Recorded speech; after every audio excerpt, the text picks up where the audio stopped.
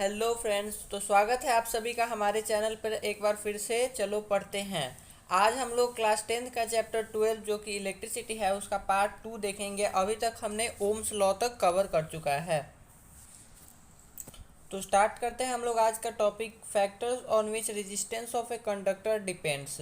सबसे पहला फैक्टर है on its length. Resistance of a conductor is directly proportional to it length. मतलब अगर लेंथ बढ़ाएंगे हम लोग कंडक्टर का, या फिर कंडक्टर को वायर मान लीजिए, तो वायर का लेंथ बढ़ाएंगे तो रेजिस्टेंस भी बढ़ेगा। Second, on its cross sectional area resistance is inversely proportional to cross sectional area. मतलब जितना मोटा वायर होगा उतना ही कम रेजिस्टेंस लगेगा, और जितना पतला वायर होगा उतना ज़्यादा रेजिस्टेंस लगेगा।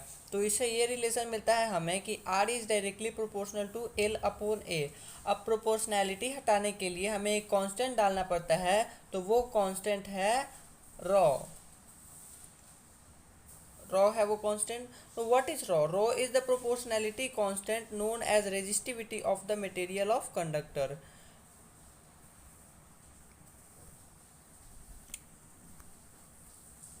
अब देखिए रेजिस्टिविटी क्या है। अभी हमने रेजिस्टिविटी टर्म से इंट्रोड्यूस हुए हैं, तो रेजिस्टिविटी क्या है? Raw resistance offered by a wire of unit length and unit cross sectional area is resistivity. अब कहने के लिए ये मैथमेटिकली एक्सप्लेनेशन है, लेकिन ऐसे देखा जाए तो रेजिस्टेंस और रेजिस्टिविटी में ये डिफरेंस है कि रेजिस्टेंस सिर्फ कंडक्टर में होता है या फिर मेटल में होता है, लेकिन रेजिस्टिविटी हर सब्सटेंस का प्रॉपर्टी है। Resistance is the substance of a conductor, but resistivity is substance property of any substance. जैसे वुड का भी हो गया, एनीथिंग, वुड का भी रेजिस्टिविटी होता है अपना। इसका ऐसा यूनिट हो जाता है ओम मीटर। अब ओम मीटर कैसे आया यहाँ देख लेंगे हम लोग। ओम मीटर पर ओम रेजिस्टेंस का ऐसा यूनिट है इनटू मीटर स्क्वायर एरिया का अपॉन लेंथ का मीटर। तो rho is equal to ohm metre, 1 metre से 1 मीटर कट जाएगा।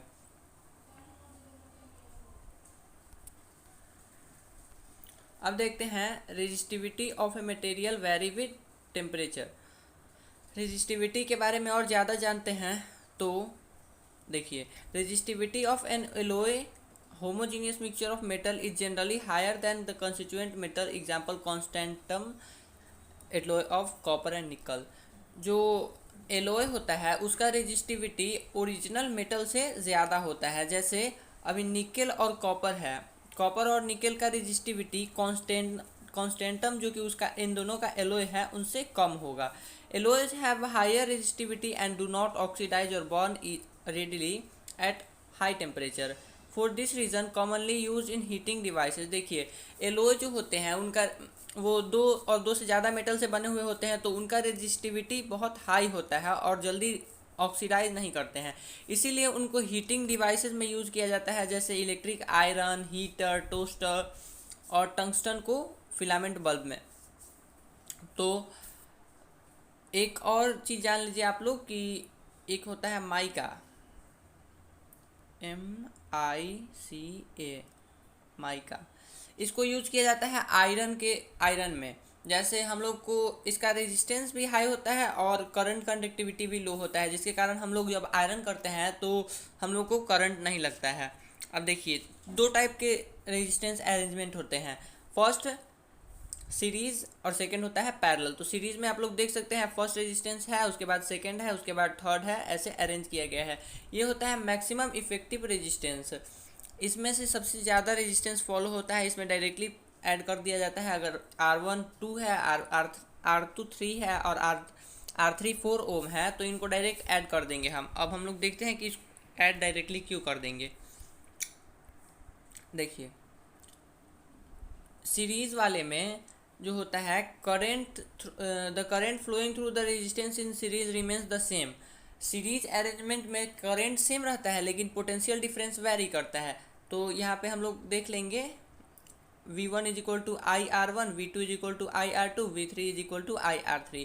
तो इसे हम लोग यहाँ पर देखिएगा IR इज इक्वल टू जो टोटल रेजिस्टेंस है, effective resistance is equal to IR1 plus IR2 plus IR3। तो इससे हमारा ये निकलेगा, I को कॉमन ले लेंगे, उसके बाद में दोनों कैंसिल हो जाएगा, तो I effective resistance is equal to R1 plus R2 plus R3। So we conclude that effective resistance of the several resistors joined in series is equal to the sum of their individual resistance. इसको direct add कर देंगे. अब resistance in parallel, इनको बोलते हैं minimum effective resistance. अब ये क्या होते हैं,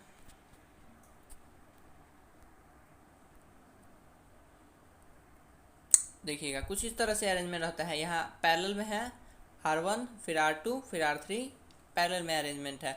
तो इसमें क्या होता है, इसमें पोटेंशियल डिफरेंस वैरी करता है और करंट सेम रहता है. देखिए यहाँ से करंट गया, सेम करंट यहाँ डिवाइड हो गया, यहाँ डिवाइड हो गया, यहाँ डिवाइड हो गया. तो इसमें पोटेंशियल डिफरेंस वैरी करता है और करंट सेम रहता है. तो इसका फॉर्मूलेशन कैसे करेंगे हम लोग, इसका रेजिस्टेंस निकालने का फॉर्मूला है I is equal to V upon R1 V upon R2 V upon R3. तो यहाँ से ये रिलेशन निकल गया, V से V कैंसिल हो जाएगा, 1/R1 is equal to 1, R इफेक्टिव is equal to 1/R1 plus 1/R2 plus 1/R3. Thus we conclude that the reciprocal of total effective resistance and the several resistance connected in parallel is equal to the sum of reciprocal. तो इसमें हम लोग देख सकते हैं कि minimum ही resistance आएगा, क्योंकि उसमें डायरेक्ट सम कर देते थे 2 + 3 + 5. यहाँ पर 1/2 + 1/3 + 1/5 करेंगे, जो कि रेसिप्रोकल हमेशा कम होता है. अब डिसएडवांटेजेस क्या है सीरीज कनेक्शन के और पैरेलल के एडवांटेज क्या है. तो इसमें ही पैरेलल का एडवांटेज भी लिख देंगे, सेम आंसर रहेगा दोनों क्वेश्चन के लिए. In series connection if any of the component fail to work the series will break and none of the component will work. अब देखिए सीरीज में क्या था, डायरेक्ट करंट तो डिवाइड हो रहा था, करंट तो डिवाइड हो नहीं रहा था. तो अगर एक भी सर्किट ब्रेक हो जाएगा तो पूरा कनेक्शन ही कट जाएगा.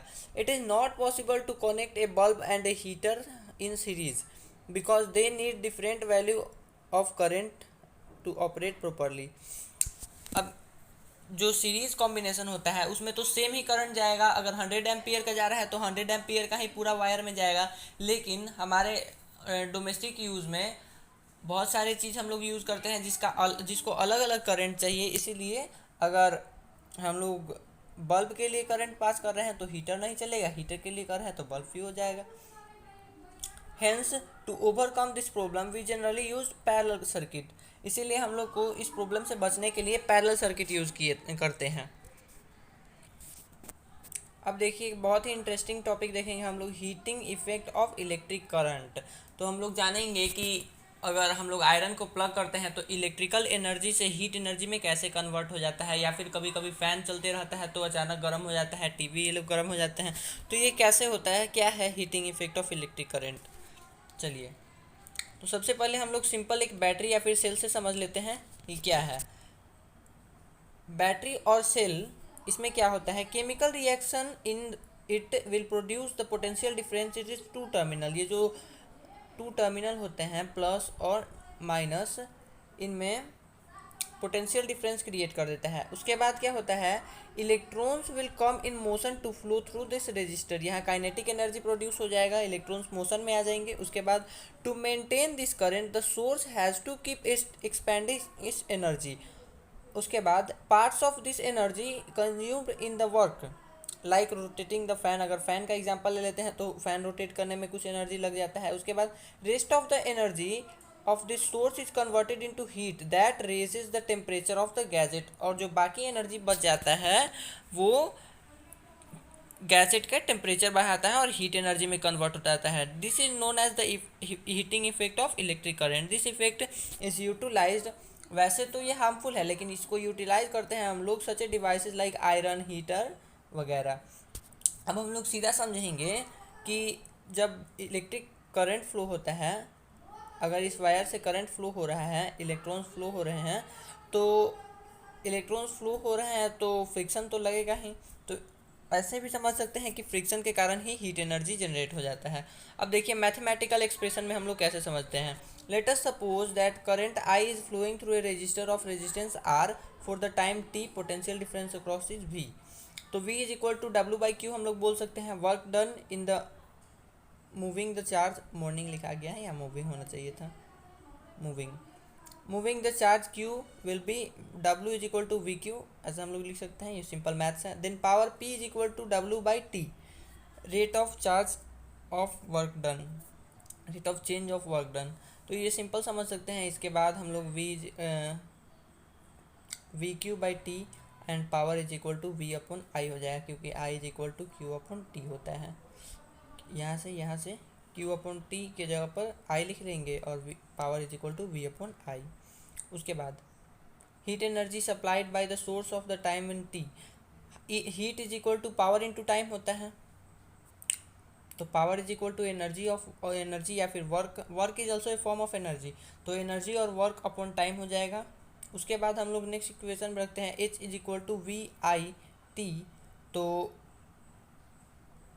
वी के जगह पर आई आर हम लोग लिख सकते हैं और आई टी साइड में रख देते हैं। V is equal to I R, Ohm's law के हम लोग प्रूफ किए हैं। तो एच इज इक्वल टू हो जाएगा I into I square R T, this is also known as the joule's law. अब इससे हम लोग सीधा समझ सकते हैं यहीं पे कि H heat is directly proportional to square of current, heat is directly proportional to resistance and heat is directly proportional to time. Current बढ़ाएंगे तब भी हीट ज़्यादा होगा, रेजिस्टेंस बढ़ाएंगे तब भी हीट ज़्यादा होगा, और टाइम बढ़ाएंगे तब भी हीट ज़्यादा होगा। तो सिंपल था। यहाँ फिर से वही चीज़ लिखा हुआ है, directly proportional to square of current, directly proportional to resistance, directly proportional to the time for which the current flow through the conductor. अब इसके एप्लीकेशंस क्या है, क्या क्या यूज़ है हीटिंग इफेक्ट के, ये देख लेते हैं हम लोग। देखिए, applications of heating effect of electric current are use in electric iron, electric iron को गर्म करने में या फिर टोस्टर, ओवन, हीटर वगैरह में यूज़ होता है। It is also use in bulb to produce, incandescent bulb में इसका यूज़ किया जाता है लाइट प्रोड्यूस करने के लिए। Filament of the bulb is made up of strong metal with high melting point such as tungsten, tungsten से बना रहता है। मेल्टिंग पॉइंट, इसका टंगस्टन का मेल्टिंग पॉइंट ये याद रखिएगा 3380 होता है। This filament can retain as much as the heat generated as possible to overcome to become very hot and emit light। इसका melting point होता है 3380, जिसके कारण ये बहुत ज़्यादा गर्म हो जाता है और मेल्ट भी नहीं होता है। तो इसको बल्ब में यूज़ किया जाता है ताकि ग्लो करे और इमिट लाइट। चलिए, it is also use in fuse connected in series circuit. देखिए इसमें क्या होता है, फ्यूज़ में कैसे यूज़ होता है। फ्यूज़ में जो ये एलॉय यूज होता है उसका मेल्टिंग पॉइंट लो रहना चाहिए, मेल्टिंग पॉइंट लो, और रेजिस्टिविटी भी हाई रहना चाहिए।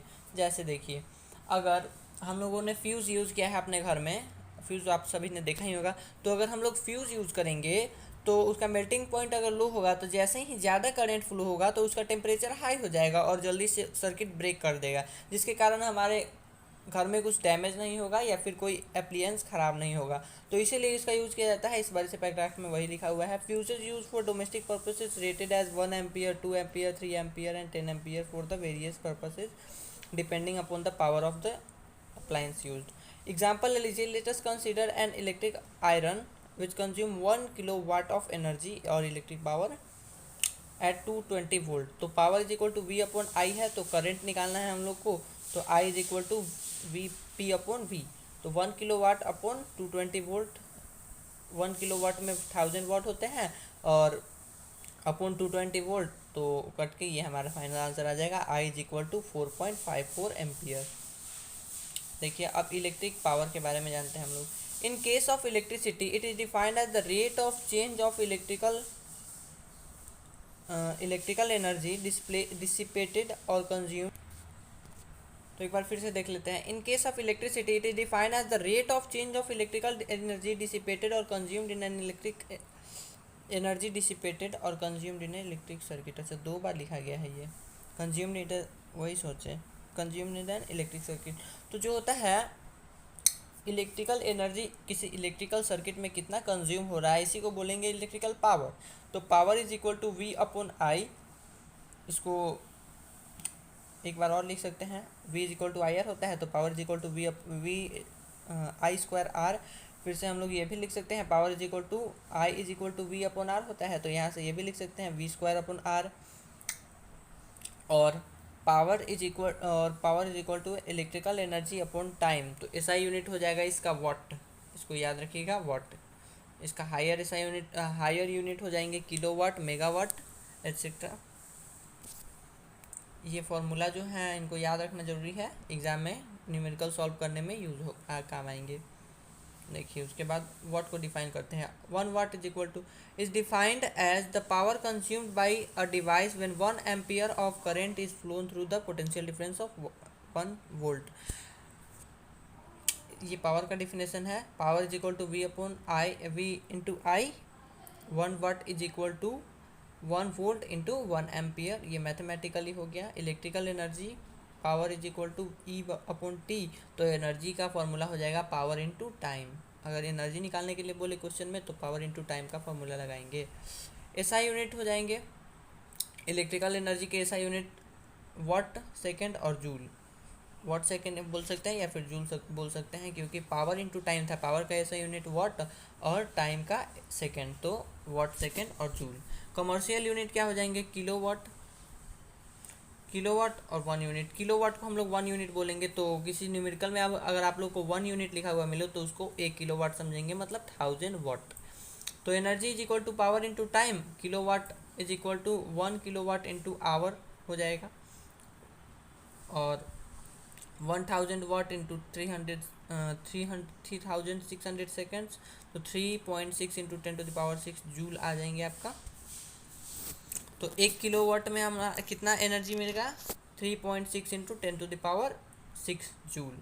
1 हॉर्स पावर, ये भी याद रखिएगा, किसी किसी न्यूमेरिकल में पूछ देता है कि हॉर्स पावर पे क्वेश्चन 746 वाट होता है 1 वाट में। तो ये कुछ क्वेश्चन है, आप लोग देख लेंगे इसे। 1 मार्क्स क्वेश्चन है। Define SI unit of current, potential difference, इन सब के एसआई यूनिट्स को डिफाइन करना है। लाइक सब्सक्राइब आवर चैनल, और इस चैप्टर के जो और एक्स्ट्रा क्वेश्चंस होंगे या फिर न्यूमेरिकल मैं डिस्क्रिप्शन बॉक्स में डाल दूंगा, आप लोग देख लीजिएगा, बनाने का कोशिश करिएगा। Thank you.